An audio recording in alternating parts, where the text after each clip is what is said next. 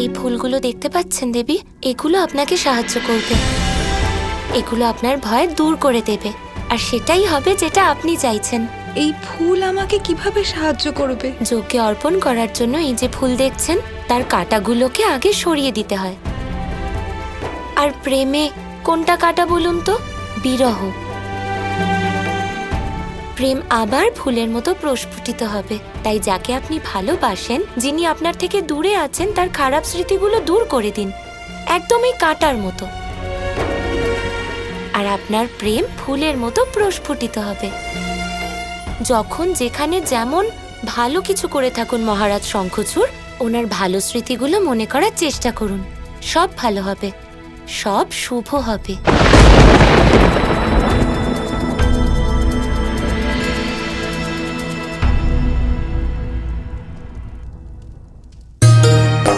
তোমার প্রেমই আমায় শক্তিশালী করেছে, আর এবার কিছু সময় আমি তোমার সাথে অতিবাহিত করতে চাই। আমি এটাও চাই তোমার হৃদয়ের কথা যেন শুনতে পাই। তার সঙ্গে এটাও জানতে চাই যে তুমি আমার অনুপস্থিতিতে নিজের সময় কিভাবে অতিবাহিত করো।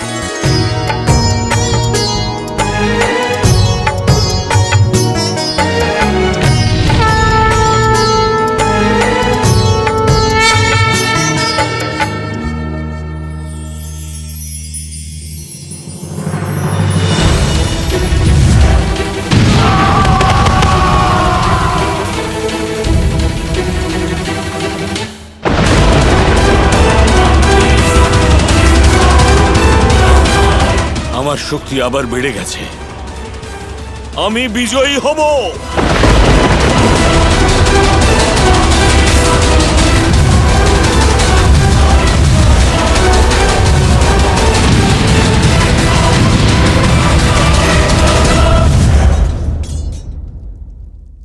ধন্যবাদ মাধবী, তোমার যুক্তি কাজ করেছে। কিন্তু কথা দাও, তুমি ততক্ষণ আমাকে ছেড়ে যাবে না যতক্ষণ না আমার মনে পূর্ণরূপে প্রেম জাগিয়ে তুলছি, যতক্ষণ না মহারাজ শঙ্খচূড়কে নিজের প্রেমের সাথে পরিচিত করাচ্ছি। কথা দাও।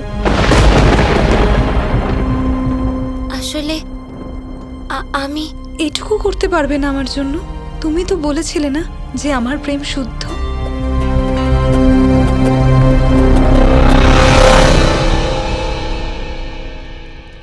ঠিক আছে, আমি কথা দিলাম, যতক্ষণ না আপনার ইচ্ছা পূর্ণ হচ্ছে আমি কোথাও যাব না।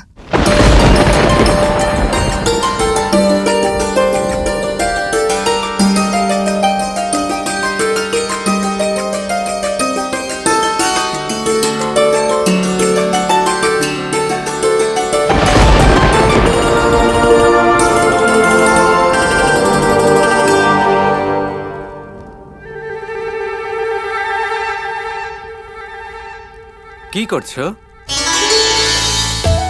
এই গিট খোলার চেষ্টা করছো?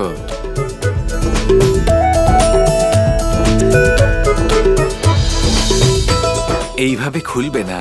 আর তুমি কথা দেবার ফলে এই গিট আরো বেশি জটিল হয়ে গেছে। এবার এটা এভাবেই থাকবে। চাইলে চেষ্টা করে দেখে নাও। আরেকটু গায়ের জোর লাগাও। কথা যখন দিয়েছি, তার পরিণাম ভোগ করার জন্য প্রস্তুত। একটু খারাপ হবে তাই না আমার সাথে? তার থেকে বেশি কি হবে? তুমি কি জানো তুলসী যে মধুর মুহূর্তগুলি স্মরণ করেছে সেগুলো কি? আমি কি করে জানবো? তাহলে জানা উচিত। তুলসী আমার সাথে অতিবাহিত করা মুহূর্তগুলি স্মরণ করছে। ও আমার মানসিক অস্তিত্বকে আপন করে ফেলেছে। এবার ভেবে দেখো, যদি ও জানতে পারে সেই ব্যক্তি শঙ্খচূড় নয়, কৃষ্ণ, তাহলে কি ও কৃষ্ণকে এত সহজে ত্যাগ করতে রাজি থাকবে? কিন্তু তুমি তো কথা দিয়ে দিয়েছো। তুমি কি তোমার কৃষ্ণকে ওকে দিয়ে দেবে?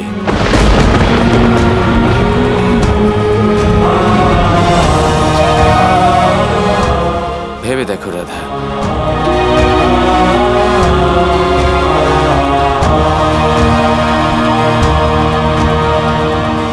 জানি না, আমি এটা অবশ্যই চাই যে দেবী তুলসীর মনোবাঞ্ছা পূর্ণ হোক, কিন্তু কোনো মূল্যেই আমি কৃষ্ণকে হারাতে পারবো না।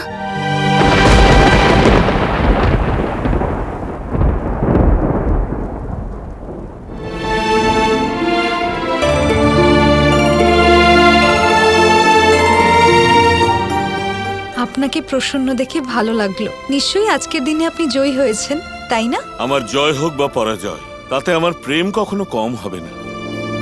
ক্রোধের বশে যদি আমি তোমায় কিছু ভালো মন্দ বলে থাকি, তবে আমায় ক্ষমা করো। না স্বামী, আপনার কারুর সম্মুখে নতমস্তক হবার বা ক্ষমা চাইবার কোনো প্রয়োজন নেই। তোমার প্রেমের সামনে প্রিয়া, আমার নতমস্তক হতে বা ক্ষমা চাইতে কোনো লজ্জা নেই। আমি তো বুঝতেই পারছি না যে আমি আপনাকে কি বলি। এমন কোনো শব্দ নেই যার দ্বারা আমি আমার আনন্দ প্রকাশ করতে পারি। স্বামী, শুধু আপনি আজকে যেমন আছেন চিরকাল তেমনই থাকবেন।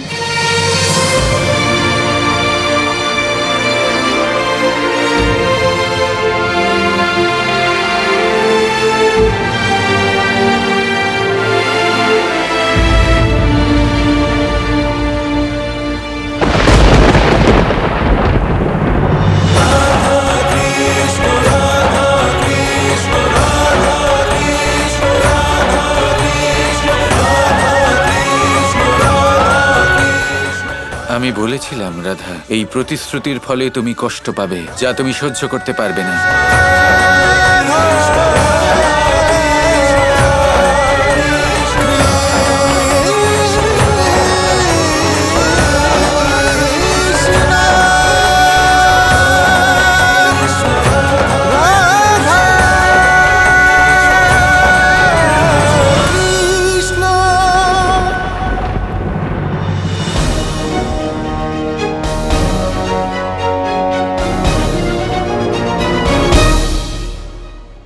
এবার আমি আগের থেকে অনেক বেশি শক্তিশালী হয়ে গেছি। এবার আমরা অনবরত সকল লোকে আক্রমণ চালাবো, কারণ এবার সকল লোকে নিশ্চিত রূপে আমার শাসন চলবে। এমনকি ওই পৃথিবী লোকের রাজা কৃষ্ণ আমার ভয়ে ভীত হয়ে ঘুরছে। আদেশ করুন অসুররাজ, সেনা এবার কোন দিকে প্রস্থান করবে? সর্বপ্রথম আমরা সেই লোক আক্রমণ করব যে চিরকাল অজেয় ছিল। আজ আমরা মহাদেবের লোক কৈলাস আক্রমণ করব। কৈলাস আক্রমণ করব। কৈলাস আক্রমণ করব। এবার তো স্বয়ং শিবও আমায় পরাজিত করতে পারবেন না।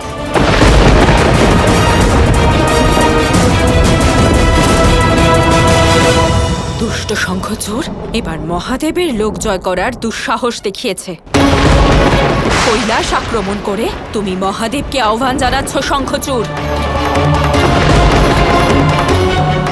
মহাদেব, আপনি কি এখনো নীরব দর্শক হয়ে আপনার আসনে বসে থাকবেন?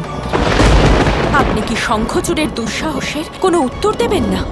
গৌরী, আমি এইবার এই ব্যাপারে কোনো কিছুই করব না, কারণ শঙ্খচূড়কে পরাজিত করার উত্তর দায়িত্ব স্বয়ং আমার আরাধ্য নিয়েছেন। এবার সমস্ত লোকের রক্ষার দায়িত্ব আমার আরাধ্য নারায়ণের। কৃষ্ণ যা কিছু করছেন তাতে তুলসীর শঙ্খচূড়ের প্রতি প্রেম বেড়েই চলেছে, আর শঙ্খচূড়ের শক্তি দ্বিগুণ হয়ে গেছে। গৌরী, অবশ্যই এর পেছনে নারায়ণের কোনো পরিকল্পনা আছে। আমার প্রভু বিনা কারণে কিছু করেন না। আমার মনে হয় না যে এটা কৃষ্ণের পরিকল্পনা মহাদেব। যদি কৃষ্ণ শঙ্খচূড়কে কৈলাস আক্রমণ করা থেকে আটকাতে না পারে, কিছু প্রশ্নের উত্তর সময় এলে তবেই দেওয়া সম্ভব। আর তাছাড়াও তুমি চিন্তা করো না গৌরী, কারণ সবকিছুই আমার প্রভু সামলে নেবে।